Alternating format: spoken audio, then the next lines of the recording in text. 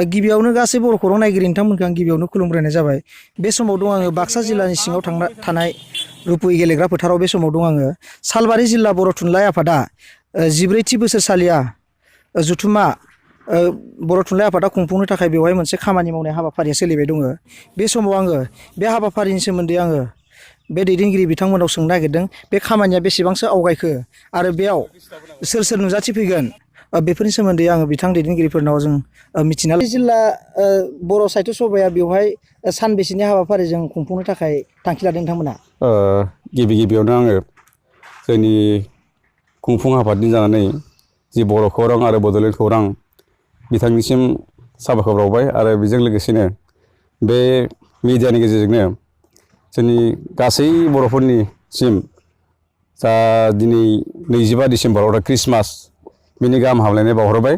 दा बेखौ बावखांनायनि उनाव आङो दा जा फैगौ 2020 मायथाइनि जि गोदान बोसोर बे गोदान बोसोरनि थाखायबो आङो जोंनि खुंफुं आफादजों लोगोसे सालबारि जिल्ला जि थुनलाइ आफादनि बेन्दोङाव थानाय रुपुहि प्राइमारि बर' साहित्य सभानि जानानै रोजा रोजा साबायखर बावबाय।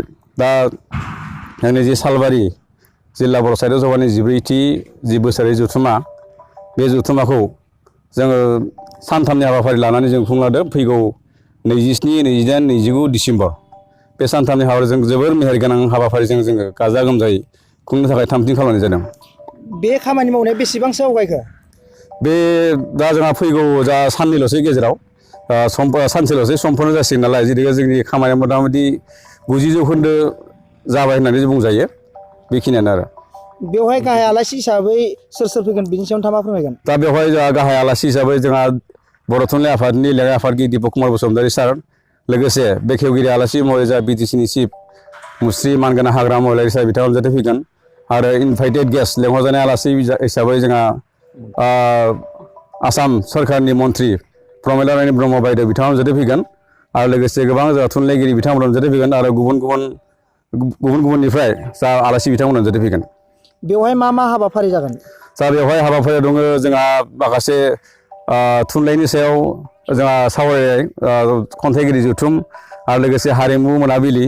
बे हारिमु मोनाबिलियाव जोंहा फैगौ 29 खालार खालि जोंहा नितामुनि बर' मुंदांखा मेथाइ खनगिरि आरो बेजों लोगोसे जा भुटाननि मोसानाय आरो लोगोसे जा चिरांनि जि आइजोफोरनि जि सिफुं हारिमु हान्जा बिथांमोनाबो जोंनि सायाव दिन्थिफुंफैगोन।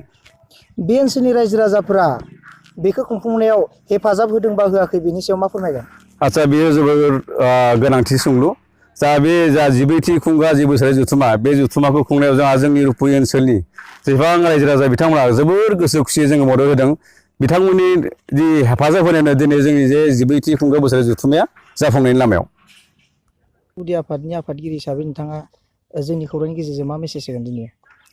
आं दिनै जोबोद गोजोनथाव मोनदों। बर' खौरां मिडियानो फैगौ 27, 28, 29 डिसेम्बर खालि जोंनि सालबारि डिस्ट्रिक्ट बर' साहित्य सभा लोगोसे जोंनि गुदि बर' थुनलाइ आफाद रुपहिनि 28थि जिथु जागोन कनफारेन्स बेयो जोंहा टार्मिनेसन आरो जों दा बे खामानिया माने जाफुंनाय लामायाव आरोखि। मोजाङै मोजां जालांगोन होननानै नोंथाङा आसा खालामदों? आं जिथु नुबाय ओनसोलनि माने रायजो राजानि हेफाजाब आरो जोंनि थुनलाइ आफाद आरो जोंनि बे रुपहि ओनसोलनि गासै गौथुम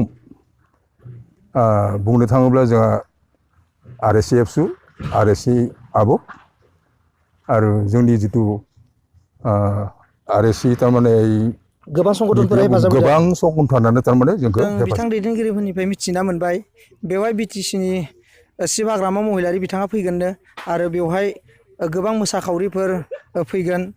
बेनिखायनो बिथांमोना जोंनि खौरांनि गेजेरजों फोरमायथिदों बे ओनसोलनि रायजो राजाफोरखौ फैनो खोन्थादों आरो बे हाबाफारिया जोबोद मेहेरगोनां जागोन होननानै जोंनि बर' खौरांनि गेजेरजों बिथां दैदेनगिरिफोरा दिनै फोरमायदों।